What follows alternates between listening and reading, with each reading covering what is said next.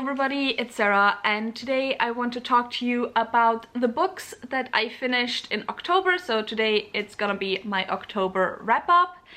And I finally somewhat got out of my reading slump. Like, I'm not 100% out of my reading slump yet because I still have to consciously remind myself to read. However, I do not have to force myself to read anymore, which is nice. So I ended up reading 4 books in October, one of which was a reread, and of course I will start talking about that one. I finally finished my reread of A Game of Thrones by George R. R. Martin, which of course is the first book in the A Song of Ice and Fire series. I started this reread back in June, I believe, and I am of course currently rereading the entire series for the planned Orientalism in Fantasy video. I had intended to upload it this year. That ain't gonna happen. I will upload it next year at some point because there's no way I can get through the rest of A Song of Ice and Fire in, you know, the rest of November as well as December. But that reread or that video is also the reason why I tabbed the book, although most of the tabs actually aren't necessarily for that video, because for that video I am mostly concentrating on Dany's chapters. Within the first book I mostly concentrated obviously on how the Dothraki are depicted, and those are the pink tabs. However, the yellow tabs right here are the tabs. There should also be more in the back half of the book, but I just dog-eared those moments for now. But the yellow tabs are all the moments where a woman either is raped, sexually assaulted, or sexually harassed, where there's a story of a woman being raped, sexually assaulted, or sexually harassed, or where a woman is threatened to be raped, sexually assaulted, or sexually harassed. And yeah, as you can see, there's quite a few tabs, which, you know, we all knew it about Game of Thrones. I knew it about Game of Thrones. I just, you know, thought it'd be an interesting experiment to see how many tabs I get together if I dedicate myself to it. So yeah, that's the big negative about this series. However, I still thoroughly enjoyed my reread of this. I just think George R. R. Martin is one of the best storytellers out there. He is one of the best character writers out there. The way he is able to write the characters is just so amazing. And especially when you watch A Game of Thrones, when you watch the show where all the characters are aged up, a lot of the actions of the characters actually make less sense than they do in the book. And he's just very much through the POVs of those characters, of Dany, of Jon Snow, of Sansa, Arya. He is just so well able to just put their youth into their POV and just make it clear how young they actually still are. And then it's also just, he's one of those amazing writers where you just know when something is happening, even if it just seems very small, this thing that is happening, you just know that something of importance just happened and that whatever the characters did, it's gonna come back to bite them later down the road. And I just think he's an amazing writer, an amazing storyteller. There's a reason why the series is so hyped, and I'm so happy to see that this series still holds up to me now, like how much later? I think almost 10 years after I first read it. I first read it when I was like 18, almost 19, so like 8 years ago. I'm so happy to see that it still holds up to me, even when I look at it with a lot more of a critical eye. And of course I am a lot more critical of this series now. I am a lot more critical, as I said, of a lot of the Orientalist parts. I am a lot more critical of the casual violence towards women that you see in this series. However, for me, even though there is a lot of casual violence towards women, I still think he's one of the best authors out there when it comes to writing female characters. It's like a really weird dichotomy, but just, you know, Cersei, Cat Stark, even Dany, they are just really, really interesting characters and really, really fleshed out characters to read about. So, you know, I still really appreciate that part of the series. And yeah, I really want to make a video because reading this book just made me realize that with how fast-paced the publishing industry has become, there's just no space anymore almost for books like this, for books that are slow-paced, but also for books that just have a very heavy focus on the storytelling, because that's what this is for me sometimes, like a very heavy focus on the writing and storytelling, and the story wouldn't work if it weren't for George R. R. Martin's writing style. And I'll make a whole video on it, but basically, yeah, I just I just feel like the writing part of writing a book sometimes now gets left behind a lot with the books that are currently published, which, you know, those are still great stories. I love a lot of those books, but yeah, anyway, that's a whole video on its own, because otherwise we'll be here for ages. So usually when it comes to talking about the books that I read in my wrap-ups, I usually go by order of how much I enjoyed them, so starting with the one I enjoyed the least, ending with the one I enjoyed the most. But to be honest, I gave all books this month 4 stars, and I gave them 4 stars for very, very different reasons. So it doesn't really feel right for me to put them in an order of how much I enjoyed them, so I'll just go by order of how I read them. So starting with the book I read first, which was Moon Dark Smile by Tessa Gretchen.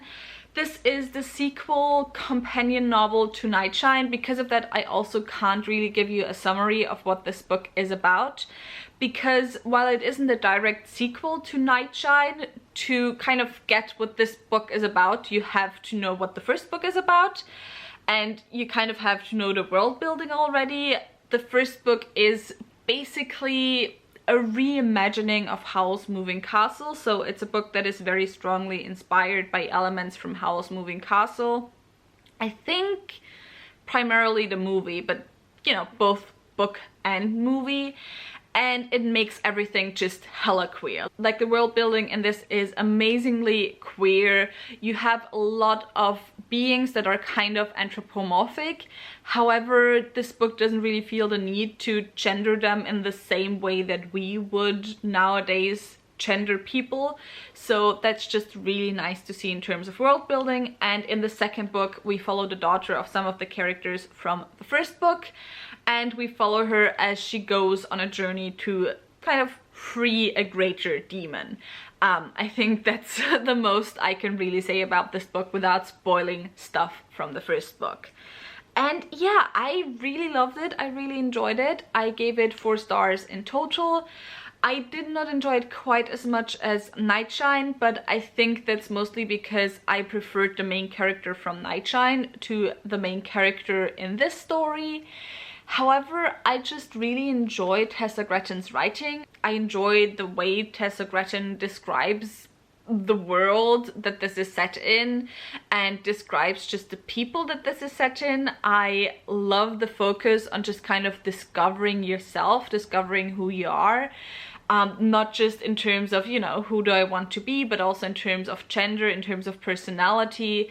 And it's just really nice, and I think this is really the strong part of this YA series, that it just focuses on a lot of things that I think young people will relate to, because, you know, when we're younger we often have issues with our identities.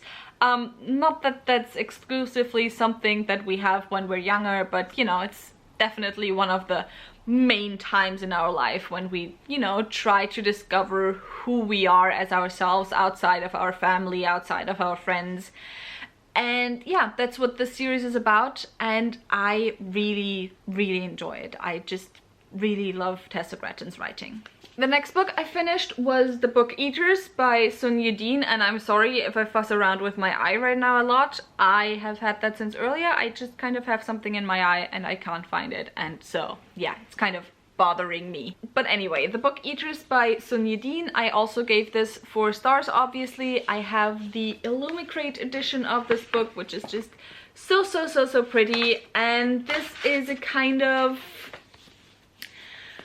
I wouldn't necessarily call it horror novel. It's kind of a little bit a supernatural thriller type story, in that we follow our main character Devon Fairweather, who is part of the families. They are not humans, they are something that instead of eating as humans do, they eat books. They live off of books.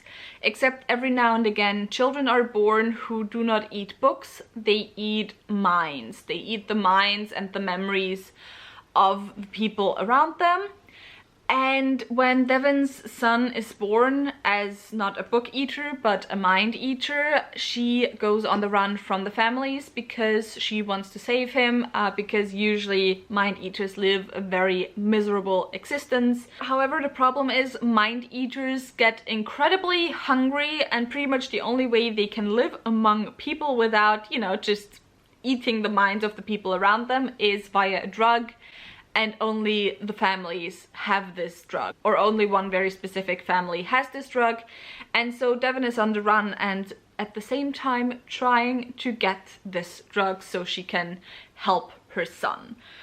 So what did I think of this story? First of all, it's one of those books where there were just some passages within the book that I just found incredibly beautiful and I just really loved. I really loved the relationship between Devon and her son. I loved how fucked up it was in parts, but I also loved how much you can just see the love between the two of them. I have to be honest, at the beginning of the story, like the first, I would say, third of the book, I was not too convinced. I was like intrigued, but it was kind of slow going and I was kind of like, yeah, I don't know, I'm not feeling this 100%. As I said, I'm intrigued, but I'm not really feeling this.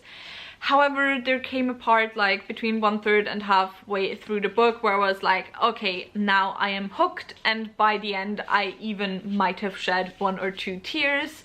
So I did end up thoroughly enjoying this book and I can definitely recommend it. However, I will also have a review up of this soon, and also this was the buddy read in October for my book club.